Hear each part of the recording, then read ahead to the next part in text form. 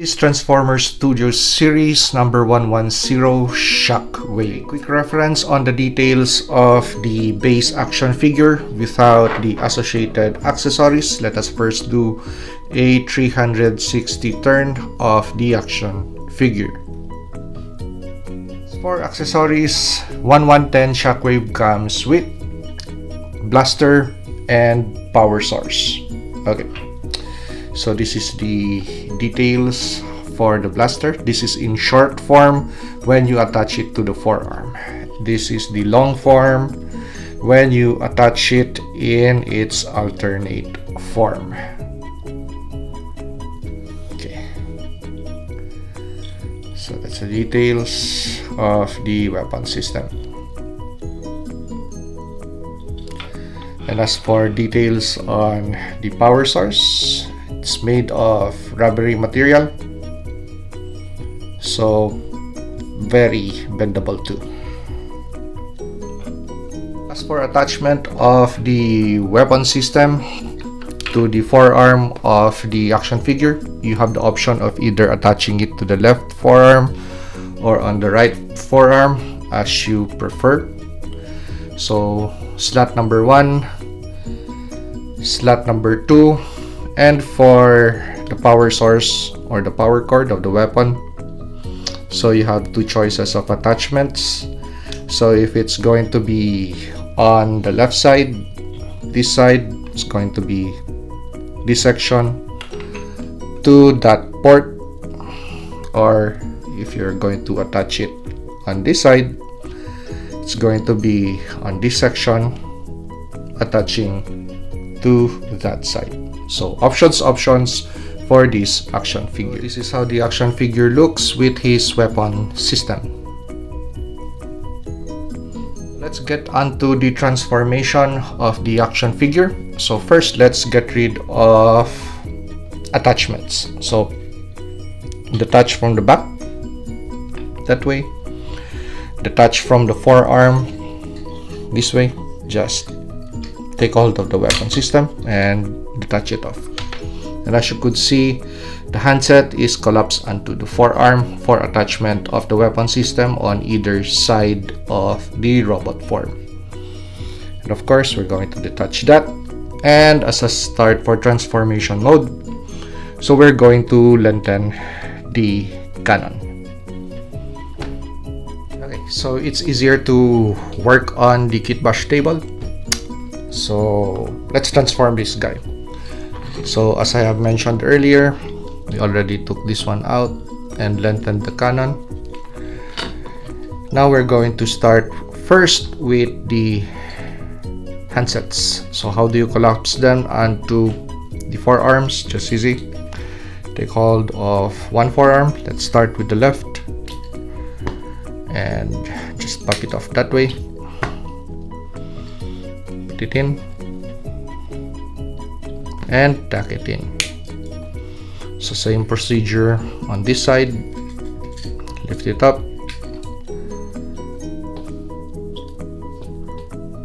and tack it in, or fold it in and tack it in. Hear that snap? You're good to go. Okay, let's move on to the formation on the arms. So going to start by first moving the arms backwards this way and peg and slot, attach. Same with this side. Okay, there you go. Now move the forearms, rotate, and you're going to have that slot which connects to this side of the form, and snap it into place. So it's going to look that way. So same with this section, fold it in and snap it into place. There you go. Now you know that it's nice and secure. As for orientation purpose, that's how it's going to look like. Okay, I have to grammatically correct myself. Okay, now let's forget this part first. Let's move towards the legs. Okay, so threads, take a hold of them, pull and rotate. So same with the other side, hold, pull and rotate and push back. Okay, so you have the wheels, the threads. Now for orientation purpose, once again, and do this. As for the legs, the feet I mean, so just do that. Just do that and you're good. Okay, moving towards this section. Okay, so raise the legs in a Van Damme like position, and you have those hinges, and you just position them this way.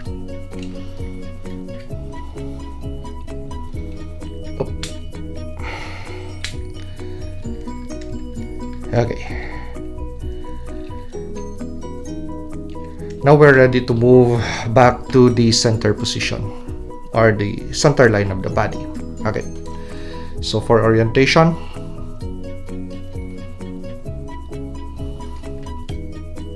okay, now take hold of the centerpiece or the chest, open it up that way and pull it out that way. Now take note of these tabs, and they're going to engage on those sections, and that tab is going to engage in that section.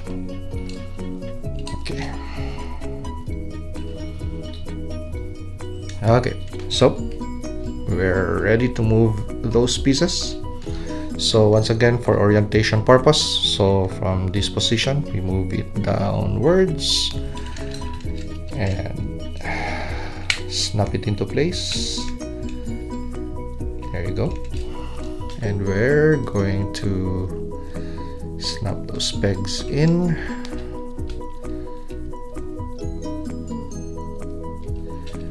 And once again, let's check orientation. There you go, just for your reference, and fold this section down. Okay.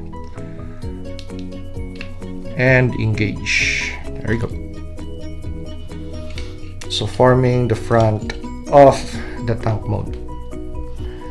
As for this section, now you're just going to move this that way, so just that easy. Take a hold of either of the back panels, and as for the head, now's the time that you're going to collapse it onto the fold that way.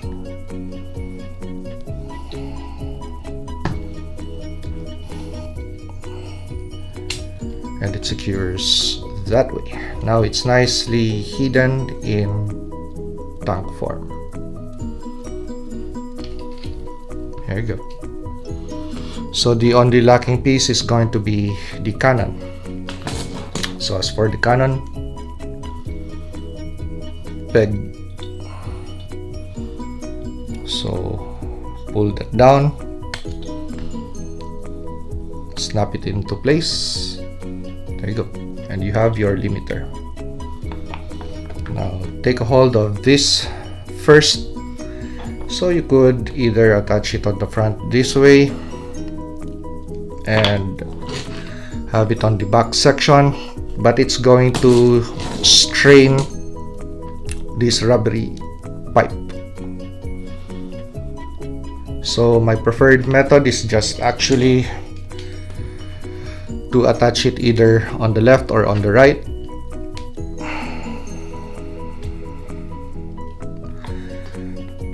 Snap the cannon in. Okay, so you have rotation.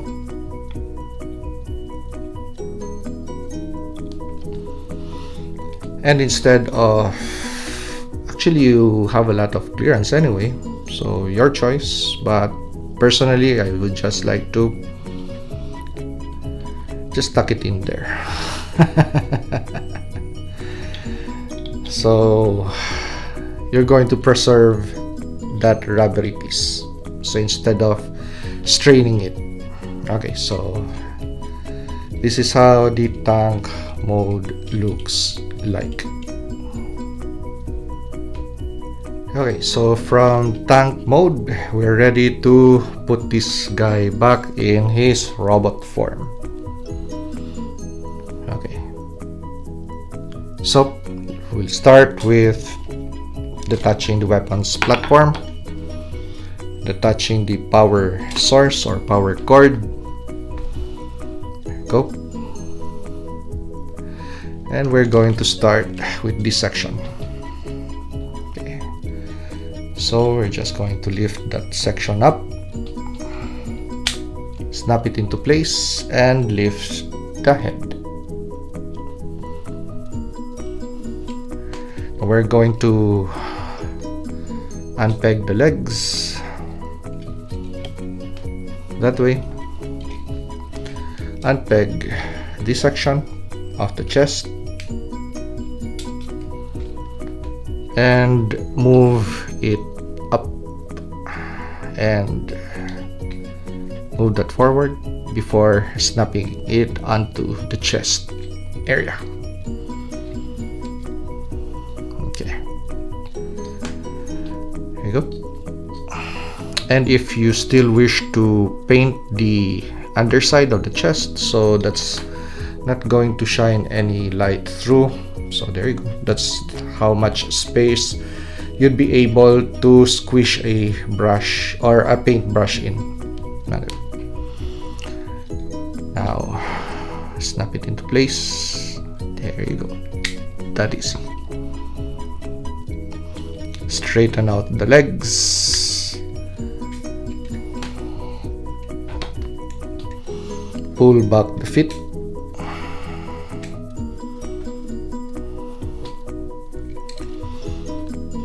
and these sections just reverse the method or the transformation mode that I used earlier. Go. Arms, detach,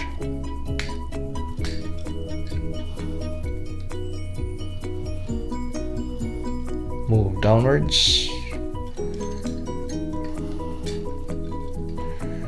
and from this position you could either rotate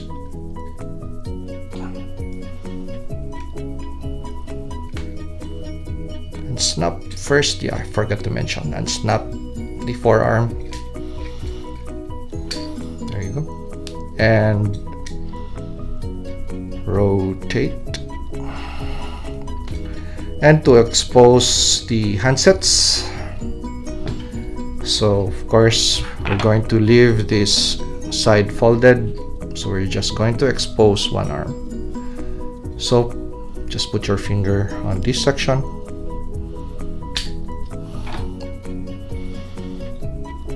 and easy peasy, just that way.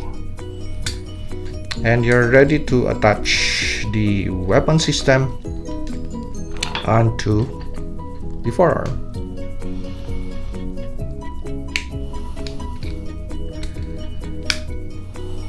Go.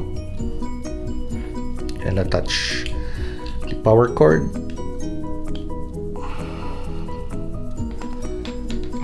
And snap the weapon system in place. Oops, and don't forget about this part. Okay, and we're ready to snap it into place.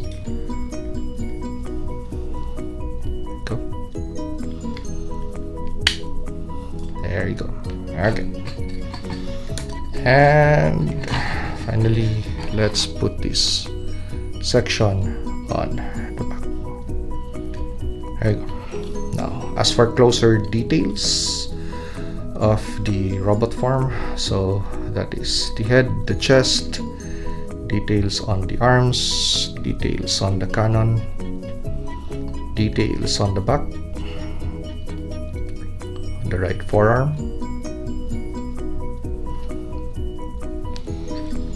details on the leg and the feet.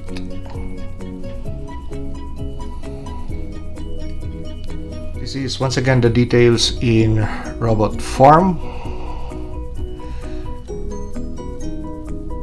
And as for height of the figure, so let's take our trusty old measuring tape. Figure stands around the 7.5 inch mark, so toe to crown of the head.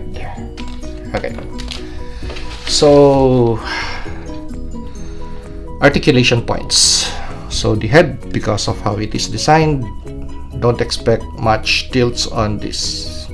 It's just going to be side by side movement. Okay. Forearms, arms I mean, T-poses possible, but we don't have any cut on the bicep, which others would really complain about, but for me personally, it's just okay. Actually, I really don't mind. So yeah. Okay, as for forearm articulation, let's get rid of this first. That's the touch sheet. Okay, so single point or bend on the elbows, rotation on the handsets, rotation on the forearms, so even with the weapon system. Okay, onto the waistline, so we have rotation of the waistline. So that this is not because of the transformation mode, that is actually for articulation point, so that's great. Legs, kicking forwards, kicking backwards. Well, in transformation mode, it's also possible. And we have thigh rotation, actually 2 points of thigh rotation. And we have single joint on the knee. We have rocker and ankle joint for foot joint for the foot. Okay, so decent articulation points for a Transformers action figure. There you go. So far this is to me personally the best rendition of Shockwave in robot form. So I've skipped so much of the other versions, but when I saw this, so this really piqued my interest. But of course, instead of buying this action figure for full retail price, we waited until we found a very good price, the lowest that it could go in Tower at Target. So I was able to purchase this with, of course, if you're going to get this action figure, you also have to get the Concept Megatron. So I also waited for that Concept Megatron to go in quite a semi-discounted price. And I was also gunning for the Masterpiece. Yeah, but I wasn't able to get that action figure. But I'm happy that I was able to secure Shockwave and Concept Megatron. The review is going to follow. But for Shockwave, really great looking action figure. Something that is very playable, very nice to look at. Of course, it's a Transformers action figure, so you're going to have gaps in the design where they're going to skimp on the material to lower down cost and increase profit. So that's the reason why I would always wait for new stuff to go on clearance before getting them. So I could play the waiting game. If it isn't available anymore, then no loss for me because I did not shell out any money. But if it's available and at a good price, then that's a steal, personal steal for me. So if you like this review, like, comment, and subscribe to help me grow my channel. And see you on the next action figure or custom action figure review.